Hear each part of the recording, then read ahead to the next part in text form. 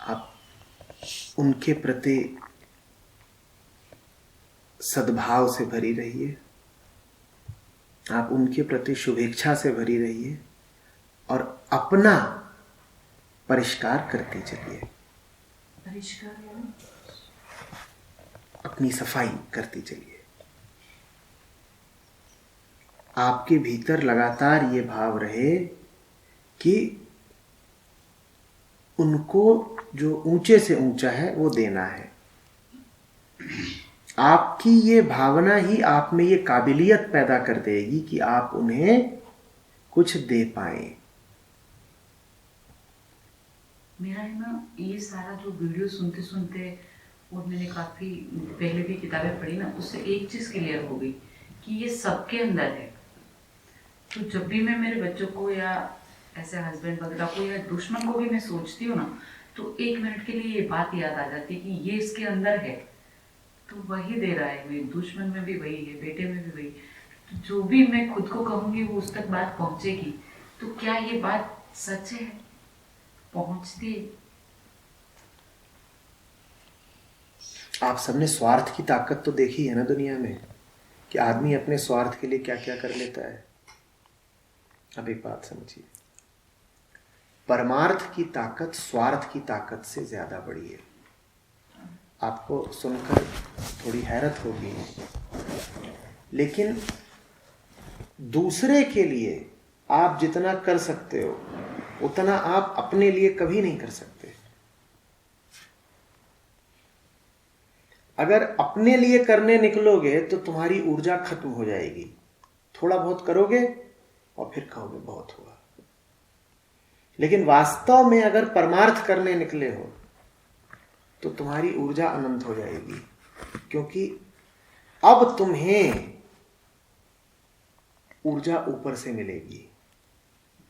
जब तुम स्वार्थवश अपने लिए कुछ करने चलते हो तो तुम्हें बस कुल तुम्हारी ऊर्जा ही उपलब्ध होती है।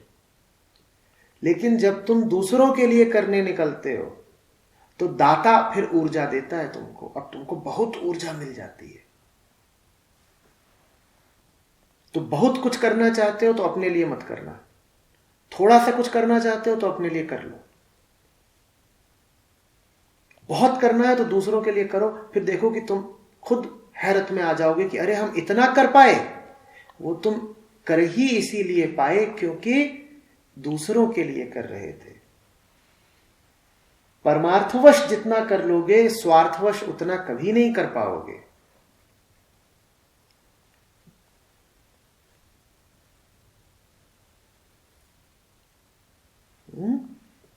तो बच्चों को अगर समझाना है, देना है, तो बस कहिए कि उनको देने के लिए मुझे इस काबिल बनना है कि दे पाऊं। अध्यात्म में जो गहराई आपको निजी मुक्ति की कामना से नहीं मिलती, वो गहराई आपको मिल जाएगी अगर आप कहेंगी कि मुझे 10 और लोगों को मुक्ति देनी है। एक साधक होता है जो कहता है मुझे चाहिए मुक्ति, उसको मुश्किल से मिलती है। एक साधक होता है जो कहता है मुझे चाहिए मुक्ति, उसको मिलती है मुश्किल से। और एक प्रेमी होता है जो कहता है मुझे मिले न मिले दाता, इनको सबको मिले, उसको सबसे पहले मिल जाती है। और उसको अकेले नहीं मिलती, उसको सबके साथ मिलती है। जो अपने लिए चाहता है उसे अपने लिए भी नहीं मिलता, जो दूसरों के लिए चाहता है उसे सबके लिए मिल जाता है।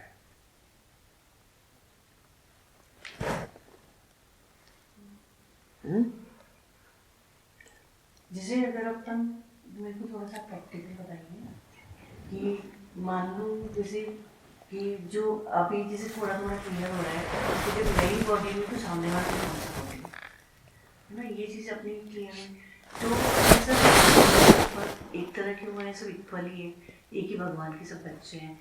तो अगर अपन वो चीज़ें, क्योंकि ये मेरी भ्रांति है कि ये मेरा ही बच्चा है, इतने सालों का तो एकदम तो नहीं टूटेगा, लेकिन अगर मेरे अवेयरनेस से आगे भी भगवान का बच्चा है और मैं उस बीच में बोल रही हूँ कि मानो जिसको मैंने अपना मान रखा है झूठवश, मैं कहूँ भगवान ये तेरा बच्चा है, उसको सद्बुद्धि दे, तो वो वाइब्रेशंस वो काम करेंगे या वो भी मेरा स्वार्थ है? मुझे उसको क्योंकि मौन देना है, मुझे उसको शुभ और सत्य देना है। हाँ, मैं इस काबिल बन पाऊं कि मैं उसको दे पाऊं, इसके क्योंकि अगर मैं इस काबिल नहीं बन पाई नहीं तो मेरे रोजमर्रा बच्चे की का लाइफ अहित हो में जाएगा। यही हो रहा है ना अभी तो, कि हम उनसे भिड़ रहे हैं, हम अपनी एनर्जी को खत्म कर रहे हैं। और ये बात बिल्कुल सही है कि शब्द बहुत तुच्छ होते हैं, कोई अपना सुनता है या कोई नहीं सुनना चाहता है, लेकिन अपनी आदत, नेचर या कुछ भी है, जब हम बोलते रहते तो क्या उस समय पे मौन रहा है? मैं जैसी भी हूं, मैं अभी इस काबिल नहीं हूं कि अपने बच्चों का हित कर पाऊं। लेकिन अगर मेरे बच्चों का हित नहीं हो रहा तो उससे मुझे बहुत पीड़ा है, तो मुझे इस काबिल बनना है कि मैं उनका हित कर पाऊं। मतलब ये चीज मुझे ऐसे लगती है कि पहले आपको वो सारी जो सत्यता है वो आपको खुद धारण करनी पड़ेगी, वो आप अपने लिए धारण जीना पड़ेगा नहीं उसमें। कर पाएंगी। जो कहता है कि मुझे अपने लिए सत्य चाहिए, उसे अपने लिए लेकिन उस समय मुझे मौन रहनी चाहिए, मुझे नहीं बोलना चाहिए कुछ भी। समझिए, आपको सर्वप्रथम इस मजबूरी में जीना पड़ेगा कि आपके सामने आपके प्रियजन का अहित हो रहा है और आप बेबस हैं। आप चाहते हुए भी उसका भला नहीं कर पा रही। आपको इस मजबूरी को भीतर तीर की तरह चुभने देना होगा। इस मजबूरी से उठा हुआ दुख आपके बंधन तोड़ेगा और आपको अध्यात्म की तरफ प्रेरित करेगा। आप समझ रहे? हाँ,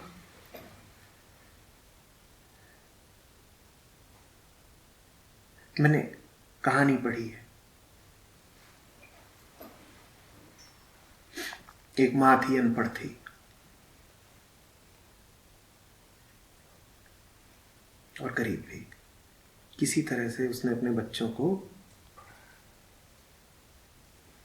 एक विद्यालय में डाला, पर ना तो उन बच्चों के पास कोई पृष्ठभूमि थी, ना सुख सुविधाएं थी, तो वो सब पढ़ाई में आगे ही ना बढ़े।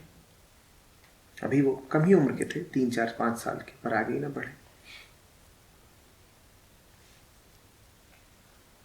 उस महिला ने कहा कि ये तो नहीं होने दूंगी, मैं अनपढ़ रह गई, मैं अंधेरे में रह गई, मेरे अंधेरे की छाया बच्चों पर नहीं पड़नी चाहिए। उसने वही किताबें खरीदी जो बच्चे पढ़ते थे।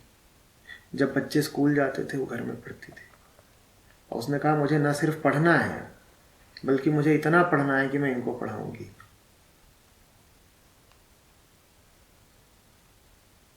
30-35 की उम्र में उसने पढ़ना शुरू किया।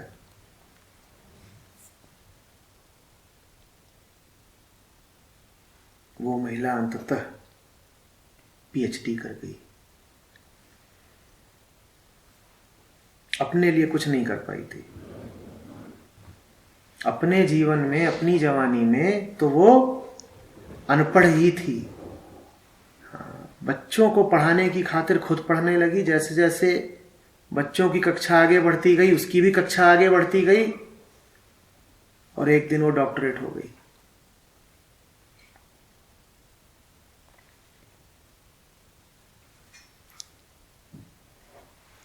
अपनी खातिर क्या कर पाती है? अपनी खातिर कुछ नहीं। अपनी खातिर कौन कितना कर सकता है?